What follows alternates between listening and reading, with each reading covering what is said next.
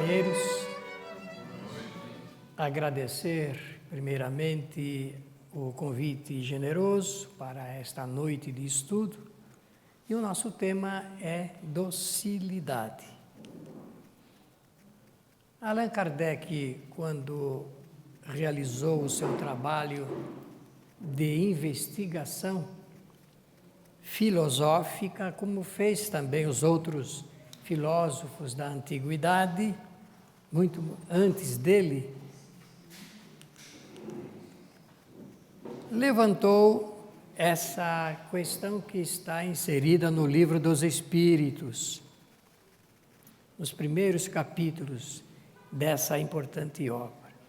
E a pergunta que ele fez é exatamente esta: como criou Deus o universo?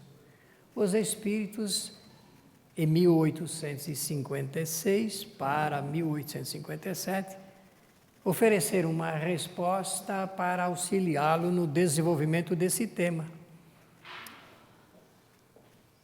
Está na questão 38 do Livro dos Espíritos. E eles então vão dizer o seguinte: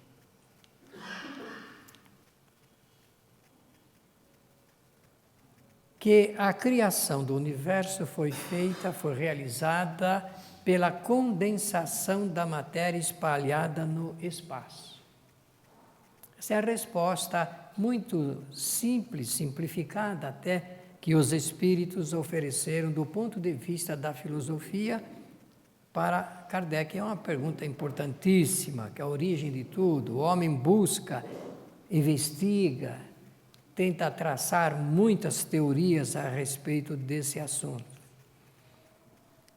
E eles vão falar para Allan Kardec sobre esse assunto, lembrando de que o Criador criou o espírito e a matéria.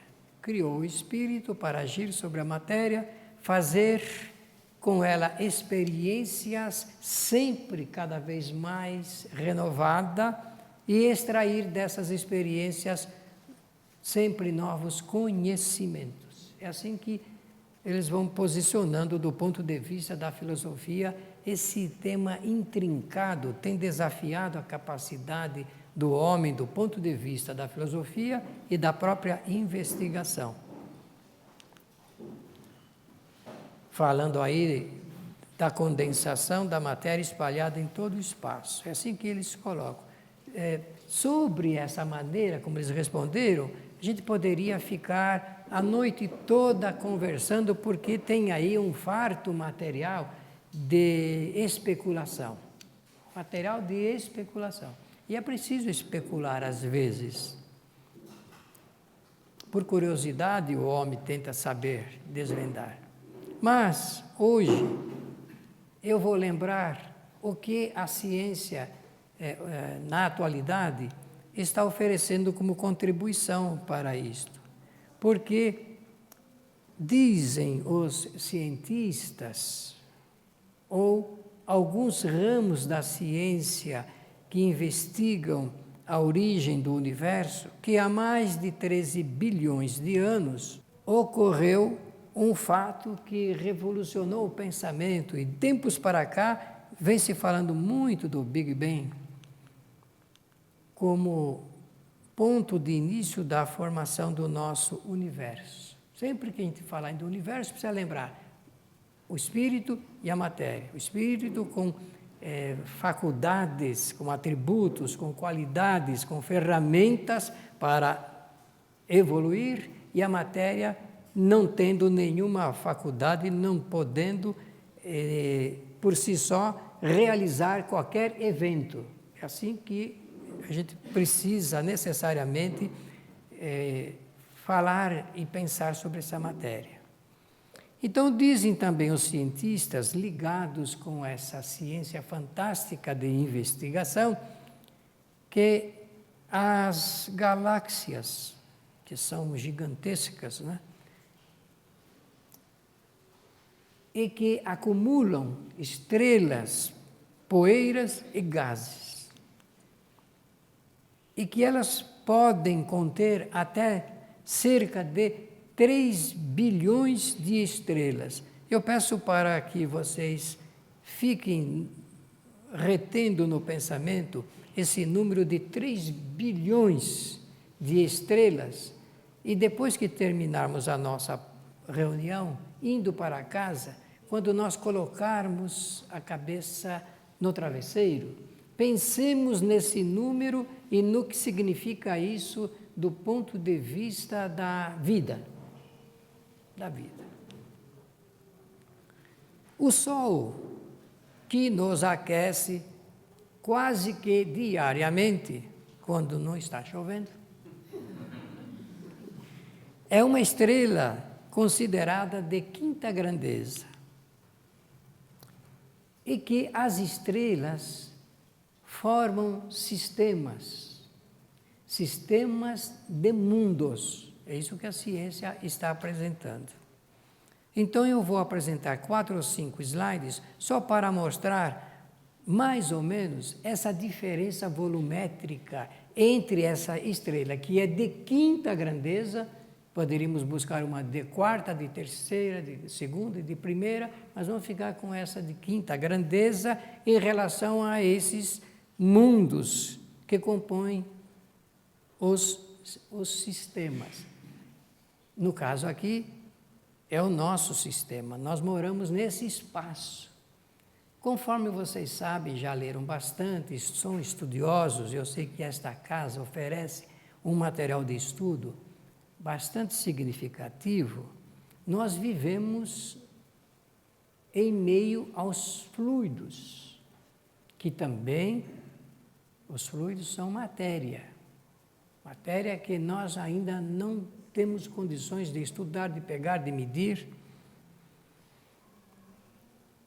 Então, olhem só para atender a esta curiosidade de comparação volumétrica entre o Sol e a Terra, Plutão, Júpiter, pela ordem Mercúrio, Vênus, Terra, Marte, Júpiter, Saturno, Netuno e Plutão.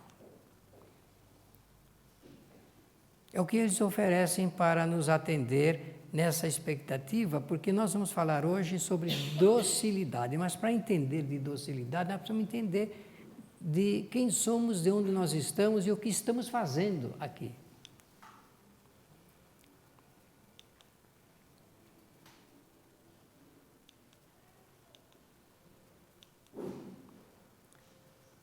Esta é a nossa casa e que abriga hoje mais de 7 bilhões de espíritos encarnados. Ora, o espírito está encarnado, usando de um corpo físico, e ora ele está desencarnado em estado de erraticidade. Quando nós desencarnarmos, nós vamos entrar em um estado, esse estado chama-se erraticidade. Significa não estarmos fixados em ponto nenhum, em lugar nenhum. Vocês estão vendo o rostinho de um espírito encarnado e que nasceu para este mundo no dia 1º de novembro do ano 2011. Este é o 7º bilionésimo espírito reencarnado nesse dia. Kaliningrado, na Rússia, exatamente aos 2 minutos do dia 1º de novembro de 2011. Isso é de um significado grandioso para o nosso planeta, porque a cada minuto nasce, reencarna um espírito. Alguns já fizeram muitas experiências neste mesmo planeta, e outros que provêm de outros planetas. Também de provas e de expiações, mais ou menos iguais à Terra.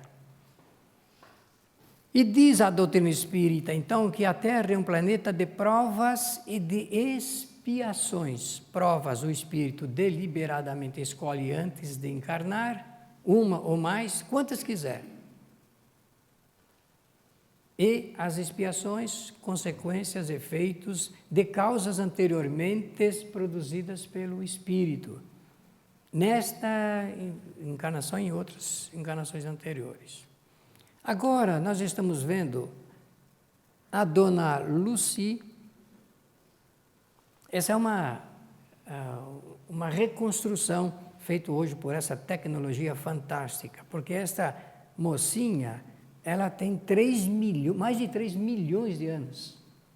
E é considerada realmente a que deu origem ao nosso gênero humano e que resulta nos seres humanos atuais.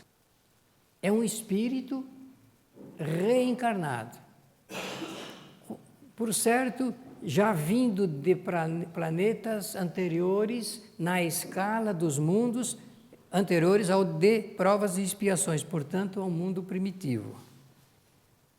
Como hoje nós temos um material de informação muito grande, não vou me alongar a esse assunto, mas já posso admitir que esse ser, nesse tempo, convivia com outros seres iguais e, portanto, fazendo experiências, está ingressado num planeta de provas e expiações. Portanto, tudo quanto ele passa, a partir do momento que ingressa no mundo material, serão provas e expiações. Já deixou para trás aquelas consequências de mundos primitivos.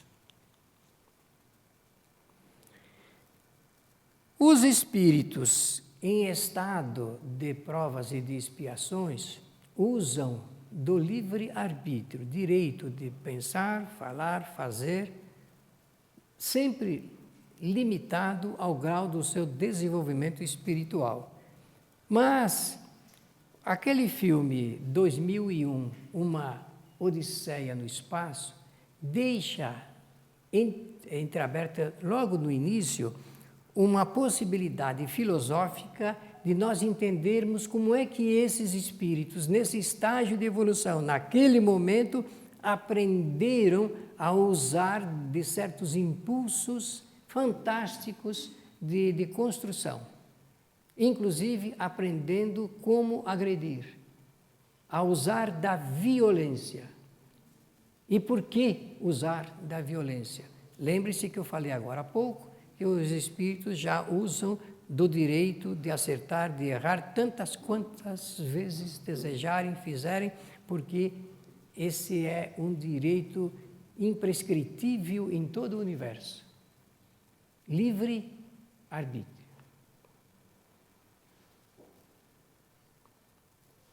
Provas e expiações envolve a lei de causalidade, lei de causa e efeito.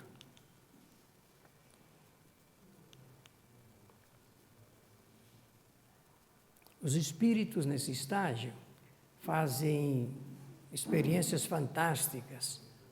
E, nesse início, a história natural apresenta um discurso bastante sugestivo do ponto de vista da realidade, de que o homem, nesse tempo, procura, primeiro, atender à sua necessidade de vida material, ou seja, precisa de buscar comida onde ela estiver, de se agasalhar, de procurar um lugar para se abrigar das intempéries, e começa a fazer então experiências notáveis, acertando e errando, porque estão vivendo de acordo com o livre-arbítrio. Aprende a fazer do artesanato utensílios e aprende a fazer do artesanato ferramentas para a agressão.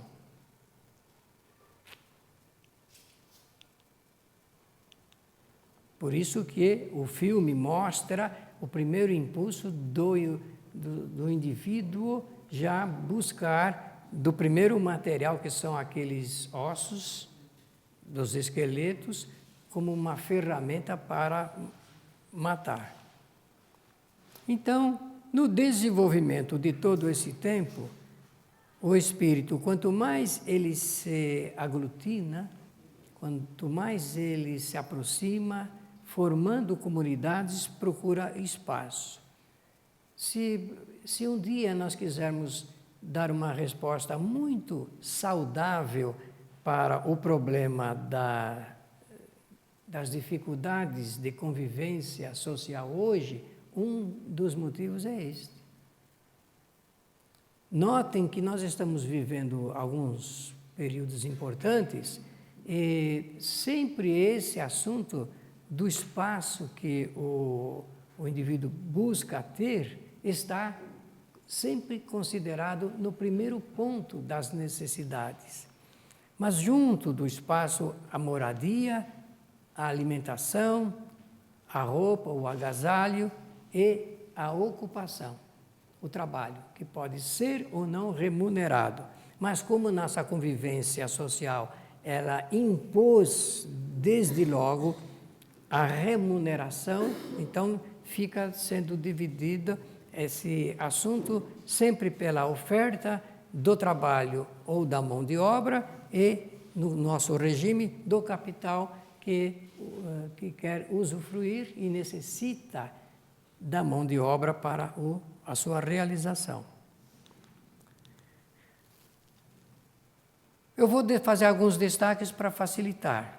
Em decorrência das experiências que o espírito faz num planeta de provas e de expiações, se destacam algumas qualidades que ainda não são desejáveis, como, por exemplo, do egoísmo.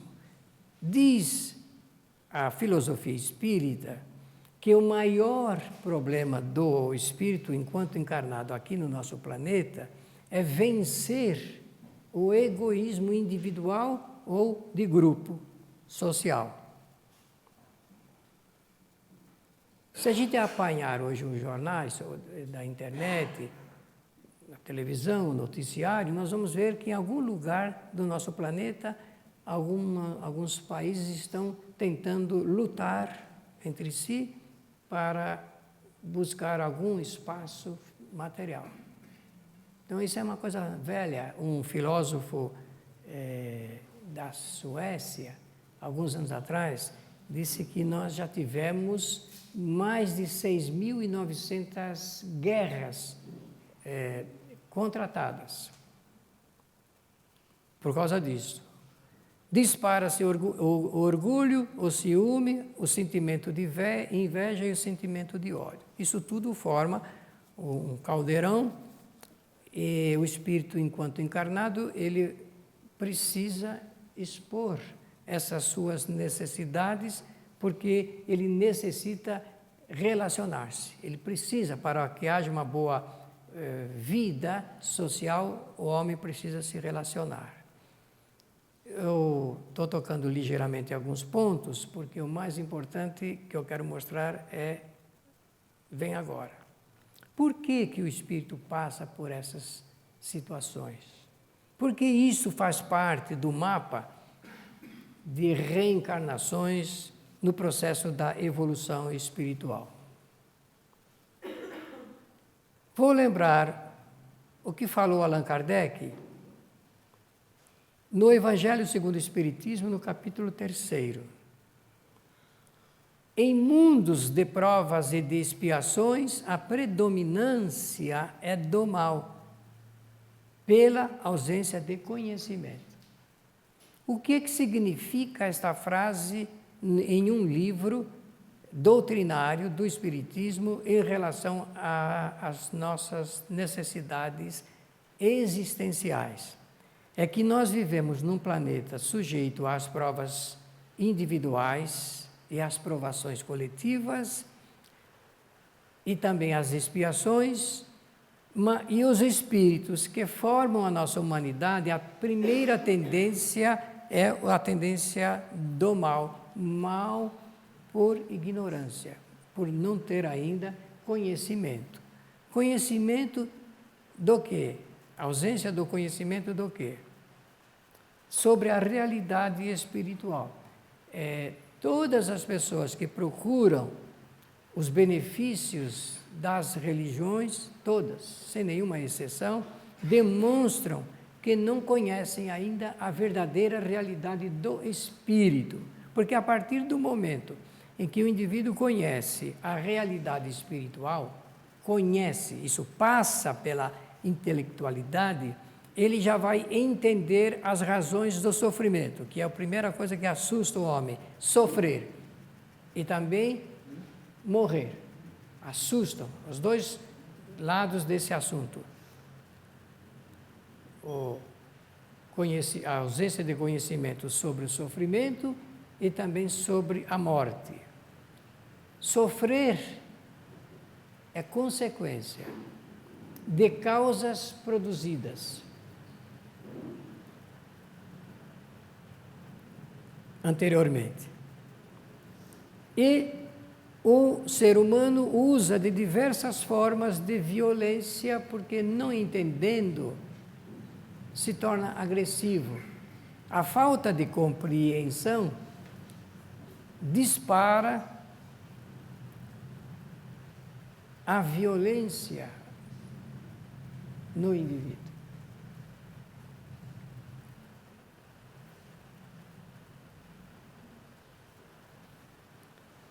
Vamos dar uma informação como ilustração. A cada 15 segundos, por exemplo, uma criança é violentada no Brasil. Nós não podemos examinar esse assunto, que ele é exposto pela mídia, sem fazer essas reflexões antecedentes da realidade espiritual. Quando nós vemos uma criança, nós sempre precisamos pensar assim: estou vendo um espírito reencarnado na fase infantil. Mas esse espírito tem uma longa trajetória anterior do ponto de vista das experiências que fez no relacionamento com outros espíritos e, portanto, passando agora situações novas, é bem verdade, mas relacionadas a fatos anteriormente produzidos. Nós não podemos considerar que algo acontece sem um devido ponto de origem do acontecimento. O materialista pode pensar assim, mas o espiritualista, e muito mais ou menos o espírita, não deve pensar assim, porque todo efeito tem anteriormente suas causas que foram produzidas.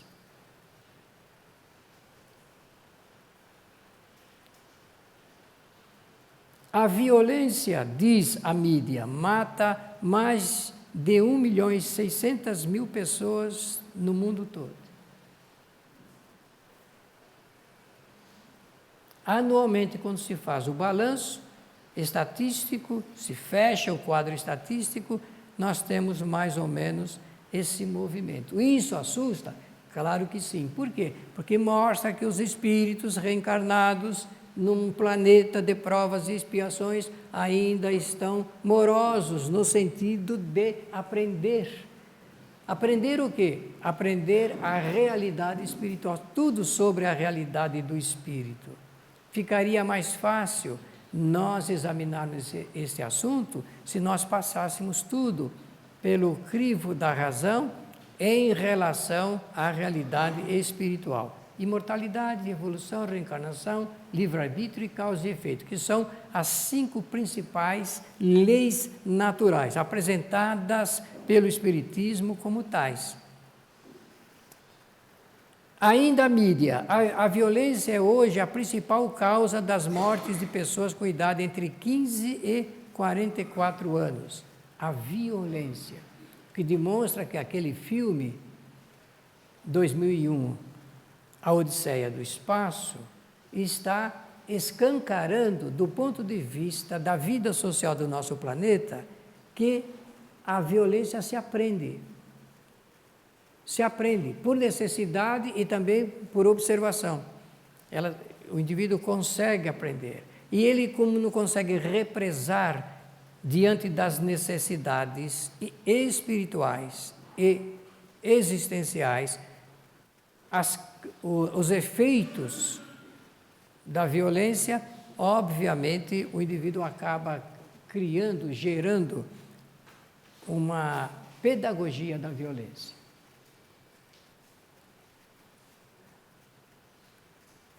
Quer dizer que o indivíduo aprende a ser violento? Aprende a ser violento. Porque qual é a tendência do espírito reencarnado no nosso planeta? A tendência é ao mal. Ele está vindo desta esteira de aprendizado anterior. Então já existe a tendência estimulada, demonstrada, dando ao indivíduo com essa tendência as ferramentas, porque ele usava o osso, viram que no filme é assim que tudo começa, mas agora ela é sofisticada, ela é criada de uma maneira artesanal até para mostrar o indivíduo como perpetrar a violência. Se perguntarem assim, nós vivemos em uma sociedade violenta? A resposta será, vivemos numa sociedade violenta. Não imperando pelo conhecimento e estímulo dos melhores sentimentos, outros valores, o indivíduo, ele realmente vai utilizar-se da violência que é oferecida, e nós estamos falando muito sutilmente e ligeiramente a respeito dessa matéria, e não estamos, por exemplo, responsabilizando países que confeccionam ogivas e estocam ogivas e terão que vender, e se não existir voluntariamente as guerras, eles irão provocá-la porque é preciso vender esse material para o consumo de agressão.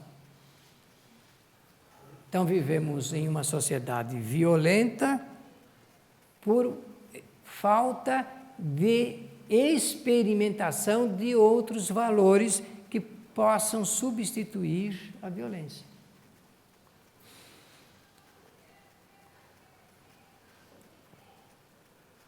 No Livro dos Espíritos, nas questões números 100, 101 e 102, Allan Kardec esboçou uma classificação dos espíritos. E essa classificação, dentro dessa escala, é muito, embora não seja inflexível, ela permite que a gente tenha, pelo menos, uma possibilidade de identificar as características básicas do ponto de vista espiritual dos espíritos que moram, que residem e que fazem as experiências novas aqui na Terra. Então, na terceira ordem, não vou desenvolver estudos sobre as demais, mas isso será necessário falar para envolvimento do nosso tema na parte final. Da terceira ordem, Allan Kardec identificou os espíritos chamados imperfeitos, que é a nossa situação. As características gerais dos espíritos nessa ordem diz respeito à ligação mais com os assuntos de ordem material. Falei antes que a ausência do conhecimento sobre a realidade do espírito faz o indivíduo viver muito mais os assuntos enquanto encarnado do que propriamente fazer projetos e desenvolver pensamentos sobre a realidade espiritual. Então, como o mundo clama, chama, pede, impõe que o indivíduo pense muito mais na vida material, ele se aplica muito mais, doa e um tempo maior para os assuntos relacionados com as necessidades materiais. Tamanho isso é desenvolvido que muitos espíritos encarnados não pensam em outra coisa a não ser no trabalho, na aquisição, no consumo e nos efeitos aos prazeres do mundo material. E o homem, quando se agarra muito mais à matéria do que a esse assunto de ordem espiritual, mesmo que ele se considere uma pessoa religiosa ou espiritualizada, ela está demonstrando que é muito mais materialista do que espiritualista. Por quê? Porque é materialista aquele que só pensa na matéria, que vive em função das coisas do mundo material, em detrimento aos assuntos de ordem espiritual. Eu sei que já sabem, mas não custa dizer, não há esforço nenhum de quem está falando em dizer isto. Quando nós vamos reencarnar, nós só estamos pensando na nossa volta ao corpo material. O espírito, há momentos de atração magnética, porque a reencarnação é produzida sobre esse aspecto, o império da atração magnética, entre os espíritos que vão conviver nessa possibilidade reencarnatória. E quando estão encarnados, quem é que pensa em preparar a desencarnação?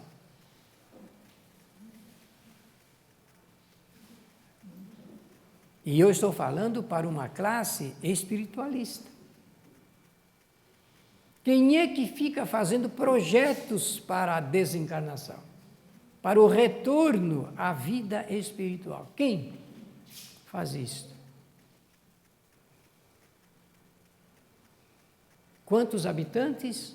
Mais de 7 bilhões. Então é muito natural que estejamos galvanizados à vida exclusiva da matéria, porque o indivíduo, diz Allan Kardec num artigo que ele escreveu e foi publicado em obras póstumas, o indivíduo só pensa em si, naquilo que ele pode obter. E, se necessário, ele destrói outro indivíduo para a obtenção daquilo que mais lhe traz o prazer.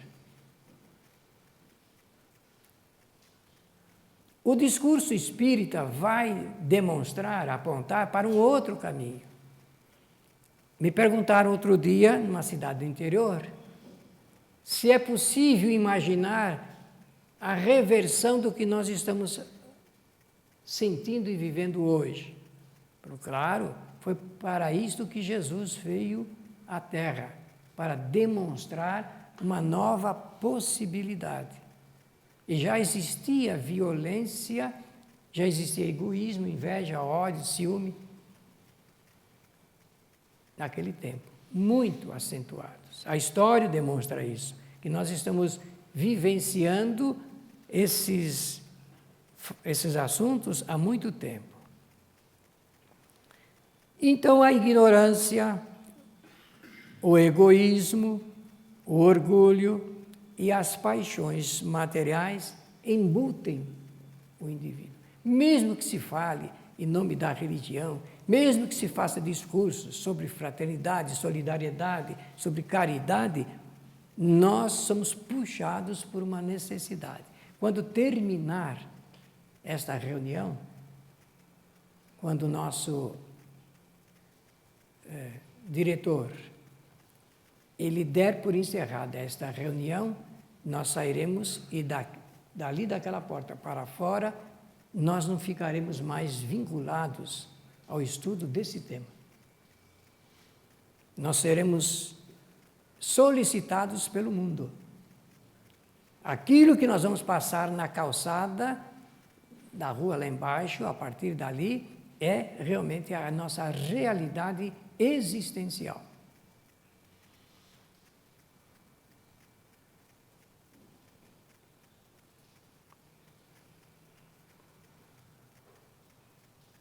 Então, Allan Kardec vai discorrendo sobre esta matéria e diz que os espíritos são inclinados ao mal de que fazem objeto das suas preocupações. Acreditem no que eu vou dizer, muita gente vai deitar-se agora à noite e vai imaginar, pensar, passar pelo seu raciocínio o pensamento de como eles poderão fazer para, de alguma forma, subtrair alguma coisa de outras pessoas. mesmo que vivendo num comércio legítimo. Porque dizem, o mundo é dos mais espertos.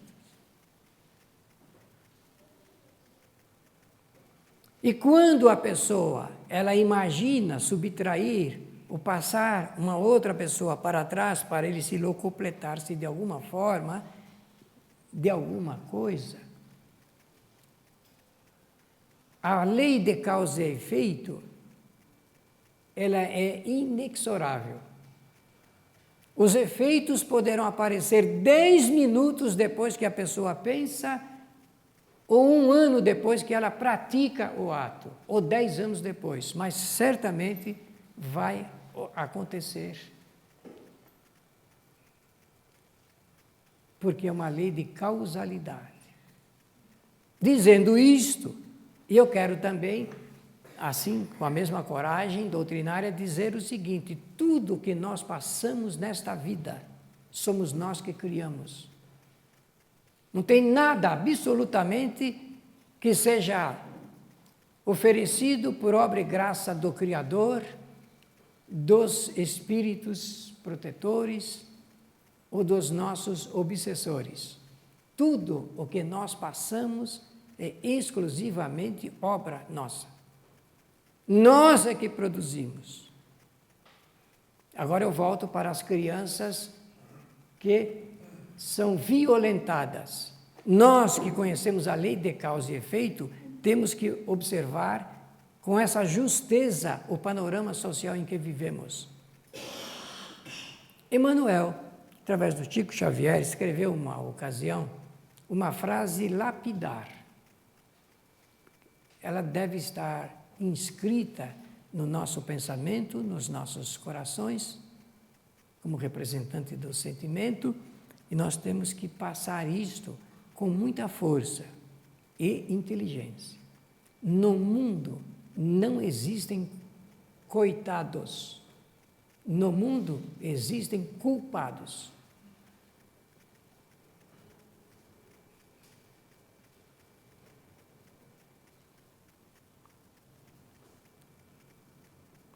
Quando encarnados, os espíritos demonstram que estão propensos a todos os vícios. Isto é doutrinário, não é frase nossa. Agora eu vou mostrar umas fotos, peço a vocês que observem, porque nós temos que criar essa relação de informações do que nós passamos e do que nós precisamos ainda alcançar para melhorar o nosso quadro aqui da Terra. Mostramos lá o início do universo para localizar o planeta dentro do sistema e nós precisamos entender que é um planetinha mesmo, que está entre bilhões e bilhões de planetas no universo. Olhem com muito interesse as fotos que trouxemos para o estudo desta noite. Se alguém imaginar que esses seres estão passando sem merecer, ou, falando espiriticamente, sem ter produzido isto, é levado a um engano. Entretanto, não é porque o espírito tem que passar por deliberação própria a situação social que desafia a capacidade dos demais de suportar. Não é por isso que a sociedade não tem a sua responsabilidade.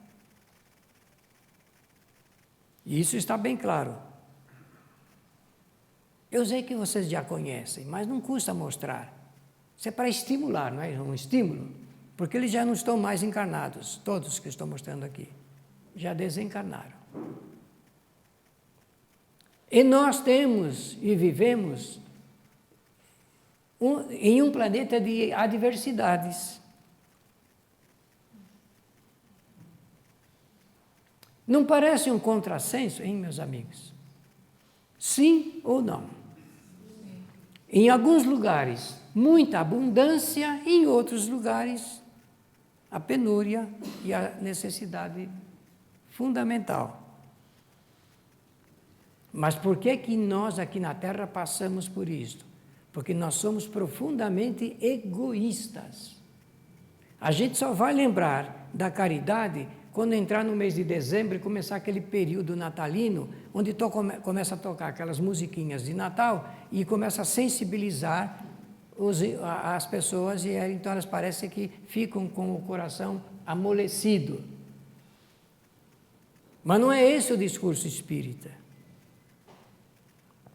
Eu vou fazer uma pergunta, mas não é para dar respostas, vocês não precisam dar, é só pensar. O que é que nós temos com isso? Não moramos nem perto deles. Alguém poderia dizer, está muito distante, eu não posso fazer absolutamente nada. Que nem já falaram. Bem, é violência. Allan Kardec escreveu no Livro dos Espíritos que a sociedade tem a obrigação de construir mecanismos para dar ao espírito que reencarna toda a possibilidade de viver com dignidade até seu último dia. Mas quando chega na terceira idade que chama, eu nem sei por que chama terceira idade, mas eu sei que na velhice o espírito ele começa a passar certas dificuldades sociais, de incompreensão, em que, de um lado, ele está com o pensamento no passado, porque eu tenho feito muitas experiências nesse sentido e tenho visto uma coisa muito interessante, que eu compartilho aqui, e se alguém souber mais de alguma coisa, eu gostaria de aprender. A pessoa, quando envelhece, dificilmente ela faz projetos futuros. Ela só vive aquilo que pôde experimentar durante a sua mocidade. E eu faço a pergunta, qual é a razão da sua vida daqui para frente? E faço palestras para pessoas idosas e noto que dá a impressão que a pessoa está perdendo a esperança, está perdendo a expectativa da vida. No livro Viver e Vencer, no primeiro capítulo, eu dediquei o primeiro capítulo exatamente para esse assunto ligado como envelhecer, conservando a alegria e o prazer pela vida. Uns estudos de pesquisa muito interessantes que eu consegui apurar no início da década de 90. Mas eu tenho que ter respostas. Por que que uma pessoa velha ou idosa, como queiram, perde a sua satisfação pela vida? Tem que ter respostas para isso, porque o espírito, meus amigos, quando vai reencarnar, ele aguarda com expectativa o seu retorno à vida material. Ele aguarda isso. Só que nós estamos destruindo, do ponto de vista ecológico, a natureza, e nós não estamos dando um aceno de esperança e melhor expectativa para o espírito que vai reencarnar. E quando vocês observarem uma criancinha no colo de uma pessoa, saibam que aquele é um espírito reencarnado que tem a melhor expectativa em relação às experiências que pretende fazer, porque ele já tem projetos ligado às suas provas. E é preciso passar pelas provas. O espírito passa para ele medir o grau do seu adiantamento espiritual. Isso faz parte do projeto do Criador. O que fazer então? Porque essa é a pergunta que fizeram lá no seminário no interior, se existe alguma possibilidade de nós revertermos essa situação. Claro, se nós não tivermos essa condição de, pelo menos, imaginar o melhor para a nossa vida social, nós temos que repensar duas vezes sobre o teor dos nossos sofrimentos. E como agir diante dessas necessidades? Jesus de Nazaré apresentou uma proposta de vida nova para a humanidade. Eu estou falando da humanidade, embora eu saiba que ele, no momento em que ele viveu, fisicamente, estava voltado para aquela sociedade, aquela civilização. Mas, por extensão, o seu trabalho, o seu discurso doutrinário foi ganhando geograficamente pontos do nosso planeta.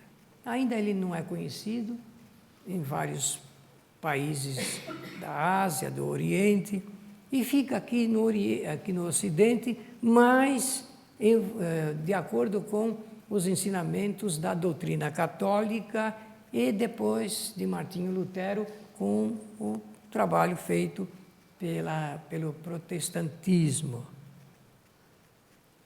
Mais conhecido nesta feição doutrinária, mas o movimento iniciado por Jesus é muito maior do que isso. Ele não cabe dentro das religiões. O movimento que Jesus iniciou é um movimento de libertação pelo conhecimento, para que o homem possa desenvolver a expressão do amor através do exercício da fraternidade,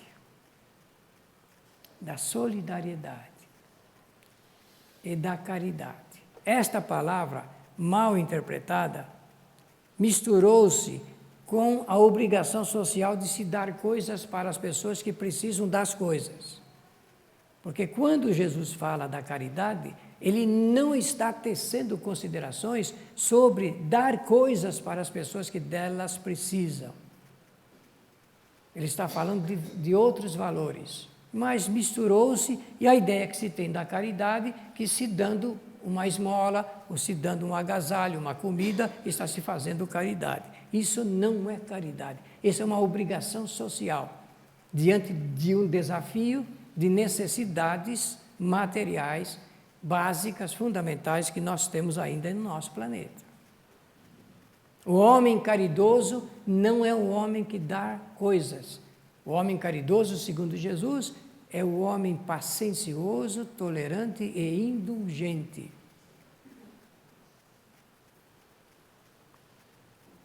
No desenvolvimento da docilidade, da benevolência e principalmente no respeito mútuo.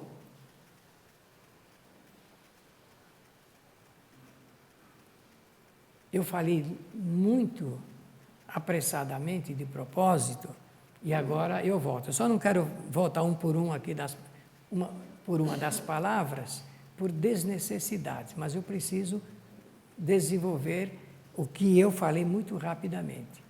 Jesus veio ao mundo para demonstrar como é que nós temos que fazer experiências novas fundamentadas no amor. Mas não é no amor de marido e mulher, de noivo com noiva, de namorado com namorada, de mãe com filho, porque esse amor é um amor ainda que mais demonstra um sentimento de posse do que propriamente o exercício do amor.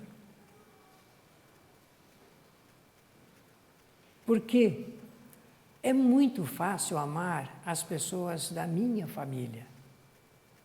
É muito fácil. O mais difícil será amar os filhos do meu vizinho, as pessoas que eu desconheço, das pessoas que moram em outros países. É desse amor que Jesus está falando. O nosso amor é condicional. O amor de Jesus é incondicional. Allan Kardec, mexendo nesse assunto, no livro O Evangelho segundo o Espiritismo, vai falar e vai confrontar, porque tem que enfrentar isto, do que é verdadeiramente amar os inimigos. E as palavras de Kardec são tão justas que ele diz que a coisa impossível é de se amar os inimigos. Por quê? Porque são inimigos. Por si só, essa palavra basta. Mas então, o que é amar os inimigos de acordo com o que Jesus demonstrou? É fazer exercício. Quase que eu falo exercitamento. É exercitar. E se começa assim. Vocês já viram quando num grupo de membros de uma família ou de um grupo de trabalho, eu vou, talvez por oportunidade, lembrar o centro espírita, posso fazer isso? Vocês já perceberam que quando tem alguém no grupo espírita e esse alguém não gosta de outra pessoa, tem um pouco de aversão com outra pessoa? Porque isso também existe no centro espírita, viu? Como é difícil a convivência entre os seres.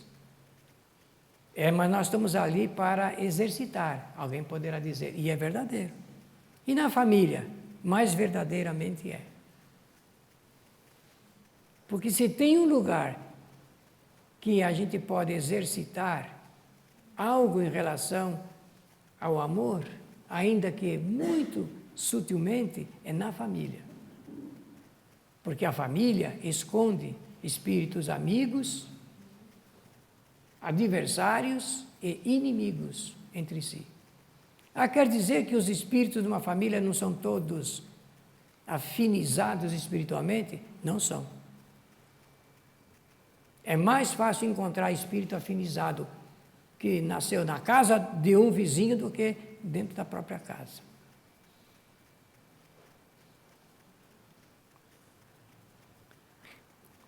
Praticar o exercício do amor verdadeiro. Esta senhora que se esconde na figura de uma cachorra, de uma cadela, ela é bravia, selvagem até.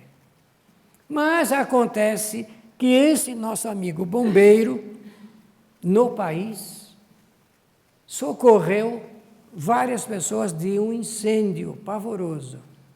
E ele viu que no incêndio haviam vários filhotes de cachorros. E ele, então, um a um, apanhou, levava para fora, e essa senhora viu que ele salvara os seus filhotes. O que essa cadela bravia, selvagem fez? Foi agradecer. Da maneira como os cachorros fazem. Porque o cachorro tem uma forma muito interessante de beijar. Eles lambem a gente, não é? O sinal característico de reconhecimento num mundo violento. Esta macaquinha está abraçando um cãozinho em feira de troca de animais em Bangladesh. Vocês sabiam que existe uma feira para trocar animais? Como se troca coisas, mercadorias? Eu peço a vocês que façam uma leitura da imagem da macaquinha. E também uma leitura da imagem do cãozinho que está recebendo o carinho, o tratamento carinhoso. Eu acabei de falar que na nossa família se escondem amigos, adversários e inimigos. Eu tenho presenciado coisas muito sérias nos espíritos reencarnados em famílias. Irmãos entre si, consanguíneos, o que demonstra que são irmãos da parentela, mas não são irmãos da afinidade espiritual. Agora, eu presenteio a todos aqui com esta família, que é uma belíssima imagem do que é verdadeiramente expressar amor e carinho. Eu preciso dizer alguma coisa aqui, meus amigos? Bem, eu fui descobrindo que existem animais que se comportam com qualidade dos melhores homens. E descobri também que existem homens que se comportam com qualidade dos piores animais. E nós estamos usufruindo e respirando dos mesmos fluidos. Agora eu vou dar alguns exemplos de docilidade para a gente entender o que nós estamos fazendo neste mundo. Porque cada um de nós tem a sua parte. Cada um de nós temos que fazer a reflexão e buscar a nossa parte nesse trabalho de novos rumos para o mundo, porque se a gente for viver de acordo com as informações da mídia, de toda a noite, na televisão ou na internet, meus amigos, a gente vai dormir pessimista e vai acordar envergonhado.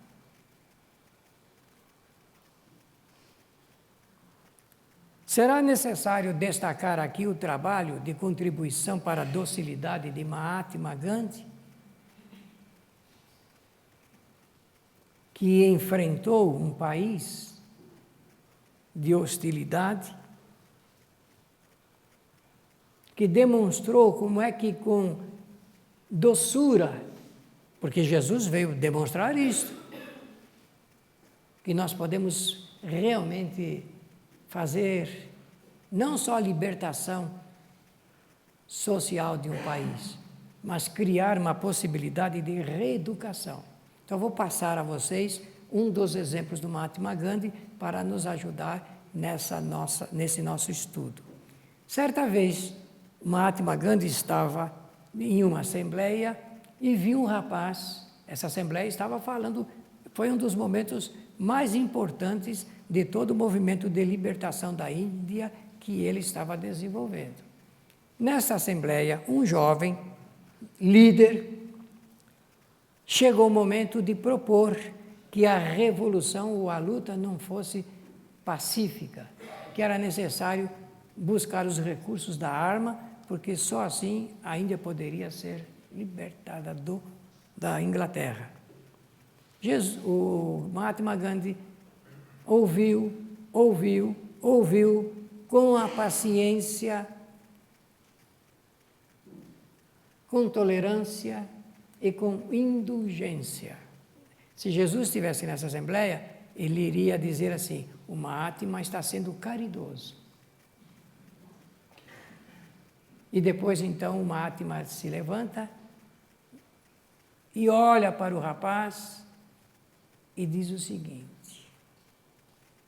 por qualquer um dos teus princípios eu viverei, mas por nenhum dos seus motivos eu matarei.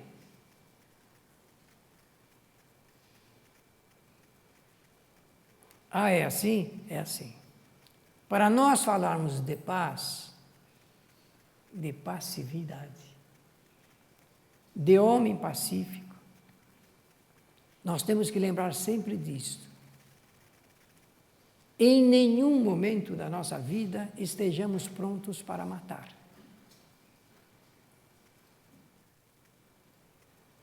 Mas é verdade isso?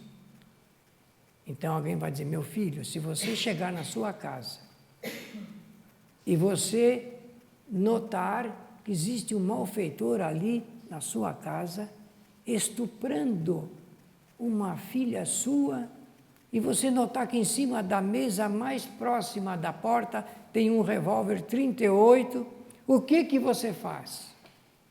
Faz uma oração para Jesus ou você pega o revólver e mata o malfeitor? Examine esse assunto.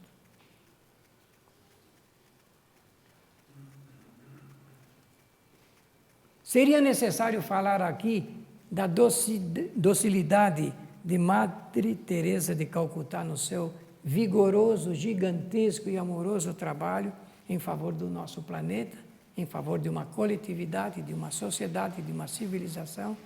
Os exemplos, eu não sei se conhecem, os exemplos que esse espírito deixou são de coragem e trabalho em favor do bem. Ou então na voz, na eloquência, na verve, na temperança, de docilidade de Martin Luther King?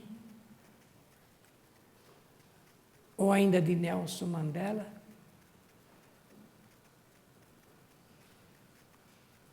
Ou de Irmã Dulce, aqui no Brasil? Ou nos exemplos, nas demonstrações, na palavra, do trabalho feito por Francisco Cândido Xavier em favor do bem? Ou de Albert Schweitzer, deixando a civilização branca e indo para a África Equatorial para dedicar-se com docilidade? Ou de Francisco de Assis, com o seu exemplo de ternura em relação ao próximo, ao semelhante? Não existe outro caminho, meus amigos. Porque o caminho que o mundo mostra é o caminho da política, que é um disfarce no relacionamento humano. Esta imagem, que é uma pintura católica, eu aprecio muito esta imagem, o seu autor quis apresentar a figura de Jesus do lado de fora, batendo a porta, e essa porta não tem tranca para o lado de fora. Quem estiver desse lado só poderá entrar se o morador abrir a porta. Então, o nosso amigo, companheiro querido de Juiz de Fora, Demétrio Pavel Bastos, inspirou-se nesse trabalho artístico e escreveu uns versinhos muito bonitos e interessantes. Observe, leiam os versos, as palavras, mas lembre-se da imagem de Jesus. Abra o seu coração e deixe-me entrar. O amor de nós dois pode o mundo mudar. Não existe outro caminho, meus amigos.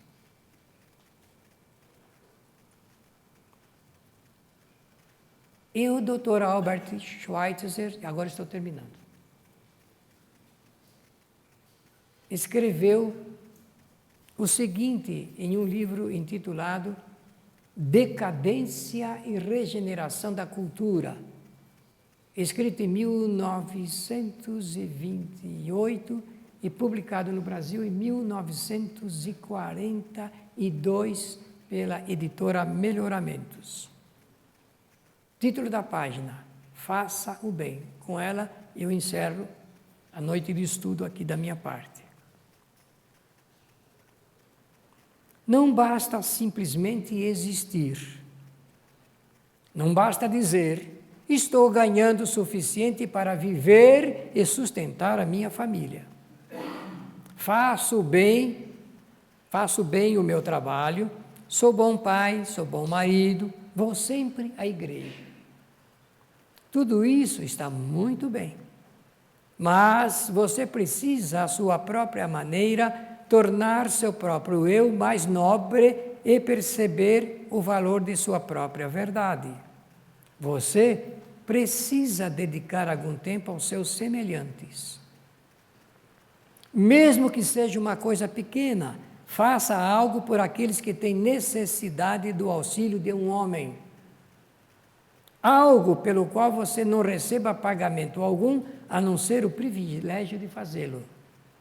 Lembre-se de que você não vive em um mundo só seu. Seus irmãos também estão aqui. Este é o livro escrito pelo Dr. Albert Schweitzer, Decadência e Regeneração da Cultura, que eu sugiro que leiam, porque se trata de uma experiência vivida, gratificante e que consegue mobilizar não apenas o nosso pensamento, como o nosso sentimento em favor do bem. Muito obrigado.